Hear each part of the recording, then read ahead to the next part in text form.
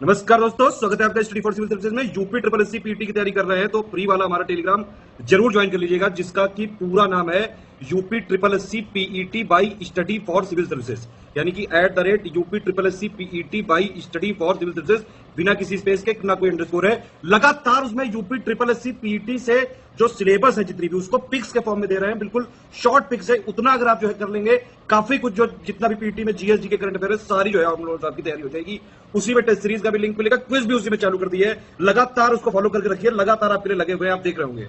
उस ग्रुप की link video के डिस्क्रिप्शन में दी हुई है, जो हमारा डिस्क्रिप्शन में है उसी से ज्वाइन करिएगा। वीडियो के जो डिस्क्रिप्शन में लिंक दी हुई है उसी से ज्वाइन करिएगा, या फिर ये वाला ग्रुप है, देख लीजिए ध्यान से। टेलीग्राम में ये लिख के सर्च करना है UP triple SC PET by study for civil services, बिना किसी स्पेस के। ये वाला ग्रुप है, अपना ध्यान रखिएगा। ये वाला दूसरा कोई चैनल है, इसको ज्वाइन कर सकते हैं आप चाहें तो। ये वाला हमारा मेन चैनल। इंस्टाग्राम में हमारा पेज फॉलो कर लीजिएगा, स्टडी फॉर सिविल .सर्विसेज। इसमें स्टोरी हाईलाइट, जो हाईलाइट हो प्लस पोस्ट जरूर देख करिए। सारे क्वेश्चन अटेम्प्ट करिए और स्कोर अपना जरूर कमेंट करके बताइए कितने आपके क्वेश्चन सही हो रहे हैं। यूपी ट्रिपल एससी के पीईटी एग्जाम के लिए क्विज को लगातार हम लोग देख रहे हैं। ये 5वें नंबर की क्विज है। आइए शुरू करते हैं। देखिए, आप ये जो टेलीग्राम चैनल है इससे जुड़ जाइए, इसमें आपका फायदा है। यहाँ पे बहुत सारी इंपॉर्टेंट पिक्स वगैरह शेयर की जाती हैं और इसके अलावा रेगुलर क्विज आयोजित की जा रही है, जिसमें 25 क्वेश्चंस आपको एक बार में क्विज में दिए जाते हैं। आप बढ़िया प्रैक्टिस यहाँ से कर सकते हैं। तो बिना देर किए स्टार्ट करते हैं। देखिए, पहला क्वेश्चन, और इसमें कहा गया है कि ब्रह्म समाज की स्थापना 1828 में निम्नलिखित में से किसके द्वारा की गई। तो बहुत सरल प्रश्न है। आप जानते हैं कि राजा राममोहन राय ने इसकी स्थापना की थी। बाकी जो विकल्प है वो बेकार है। इसके बाद अगले प्रश्न को देखते हैं। प्रश्न संख्या 2 में कहा गया कि ईस्ट इंडिया कंपनी ने किस वर्ष कलकत्ता में सर्वोच्च न्यायालय की स्थापना की। तो रेगुलेटिंग एक्ट जो था, उसी के सहारे कलकत्ता में सर्वोच्च न्यायालय की स्थापना का प्रावधान किया जाता है और पहले जो मुख्य न्यायाधीश बनते हैं वो एलिजा इम्पे थे। तो ये जो वर्ष था ये कौन सा था? 1773 था। इस प्रकार से आपने देखा।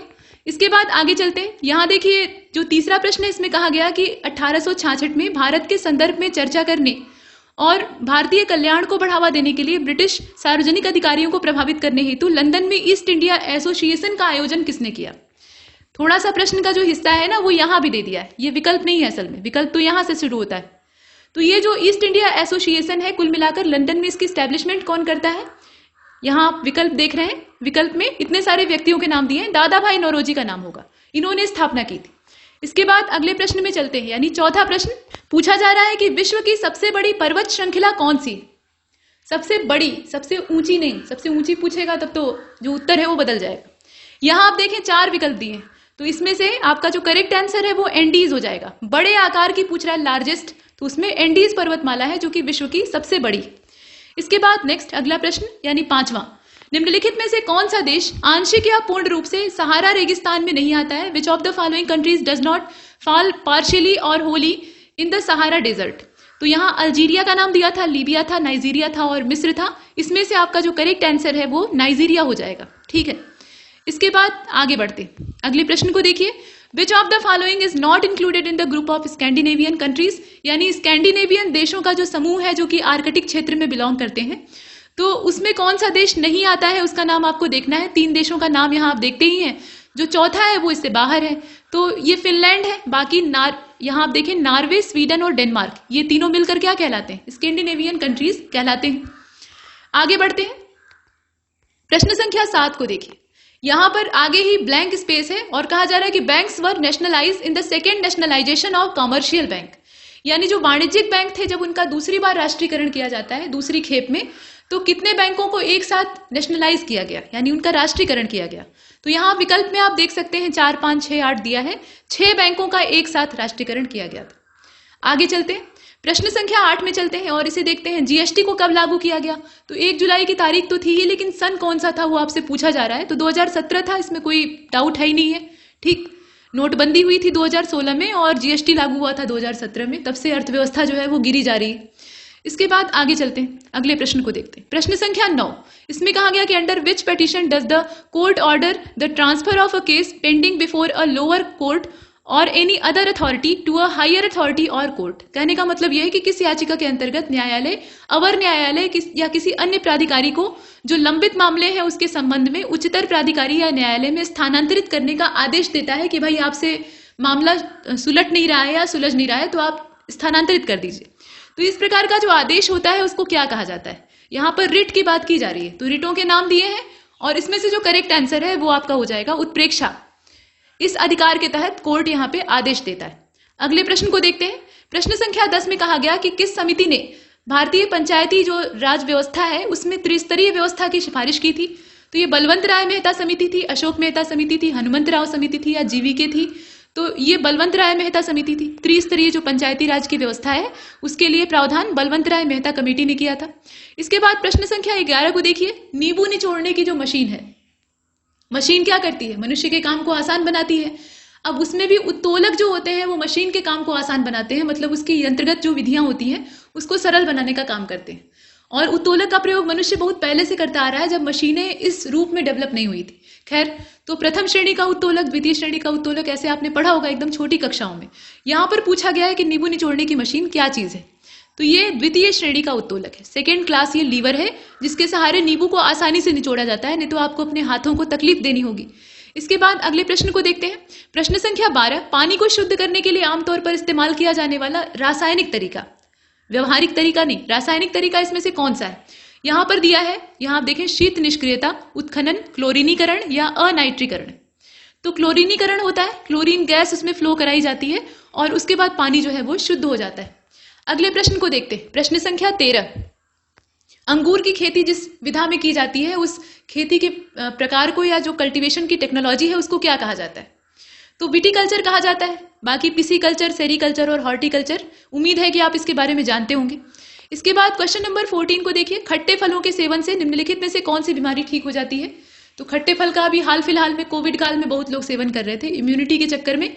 अब यहाँ देखें, पेलाग्रा, अंधापन, स्कर्वी और ऑस्टियोपोरोसिस लिखा हुआ है। तो स्कर्वी रोग जो है वो विटामिन सी की कमी से होता है, तो विटामिन सी यानी खट्टापन, तो यहाँ ये आप देख रहे हैं। इसके बाद अगले प्रश्न को देखते हैं। प्रश्न संख्या 15। और प्रश्न संख्या 15 में कहा गया कि यशोदा में प्रयुक्त जो संधि है वो कौन सी है? ठीक, और यशोदा में जो संधि इस्तेमाल हुई है वो विसर्ग संधि है एक्चुअली। यश प्लस दा, मतलब यहां आप देखिए यश इस प्रकार से लिखा जाएगा, उसमें ऐसे दो ठे बिंदी विसर्ग रहेगा, और प्लस दा मतलब यश को देने वाली, वो है यशोदा। अब जब दोनों को जोड़ते हैं तो ये विसर्ग यहाँ लुप्त हो जाता है और श पे ओ की मात्रा लग जाती है और ये बन जाता है यशोदा, इस प्रकार से। तो विसर्ग संधि। इसके बाद 16वें नंबर के क्वेश्चन को देखते हैं। इसमें कौन सा गुस्से का समानार्थी नहीं है, यानी गुस्से का आपको पर्यायवाची ढूंढना है। क्रोध, अमर्ष, अपकर्ष और रोष दिया है। अपकर्ष जो है वो यहाँ पर उत्कर्ष का विलोम हो सकता है, यानी अवनति कहा जा सकता है, लेकिन ये गुस्से का पर्यायवाची नहीं है, बाकी जितने हैं वो तो है ही है। इसके बाद नेक्स्ट प्रश्न संख्या 17 को देखिए। अली और अली लिखा है, मात्रा का फर्क है सिर्फ, ध्यान से देखिएगा, पूरा प्रश्न आपको दिखाई दे रहा है, चारों विकल्प भी है।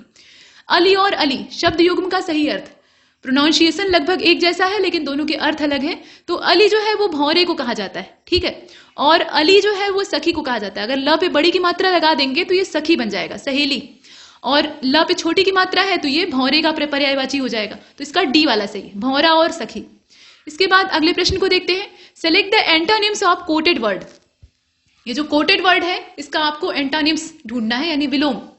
तो यहां पहले पूरे प्रश्न को दे देखें। इसमें कहा गया है कि the frivolous, remark, provoked, no comment. तो सीरियस, फ्रेंटिक, इसके अलावा मोमेंटस, माफ कीजिएगा, मोमेंटोन्स, और यहाँ पे फैंसीफुल लिखा हुआ है। तो इस प्रकार से दिया है। आप बताइए कि इसमें से ये जो वर्ड दिया है ना, इसका एंटोनिम्स क्या होगा, यानी इसका जो विलोम शब्द है वो आपको तलाशना है, और इसका हो जाएगा सीरियस, ठीक, गंभीर। तो फिर इसका मतलब क्या होता है आप जानते हैं। इसके बाद अगले प्रश्न को देखिए। Choose the incorrect spelling. यहाँ लोनर लिखा है, स्पेलिंग आप देखें LONER। अर्थमेटिक लिखा है ARITHMETIC, ये अर्थमेटिक का हो गया। ग्रामर की स्पेलिंग सही है। मैथमेटिक्स की जो स्पेलिंग है उसको आप ध्यान से देखिए, यहाँ स्पेलिंग मिस्टेक है और इसीलिए हमें इसी को चुनना है। यहाँ देखिए METHEMETICS, तो मैथमेटिक्स होता है, यहाँ ई का इस्तेमाल किया और इसीलिए ये गलत है। इसके बाद आगे चलते हैं। प्रश्न संख्या 20 को देखिए। इसमें कहा गया कि दांडेली वाइल्ड लाइफ सेंचुरी जो है इसकी लोकेशन किस स्टेट में है भारत के? तो ये तेलंगाना में नहीं है भाई, ये कहां पर है? कर्नाटक में है। इसकी लोकेशन दांडेली की कहां पे? ये कर्नाटक में है। ये वाइल्ड लाइफ सेंचुरी है, ध्यान दीजिएगा। इसके बाद 21वें नंबर के प्रश्न को देखिए। ये सतर्क नागरिक मोबाइल एप्लीकेशन है, इसको किसके द्वारा लॉन्च किया गया, मतलब कौन सी राज्य सरकार ने ये सतर्क नागरिक नाम का जो मोबाइल एप्लीकेशन है इसको लॉन्च किया है?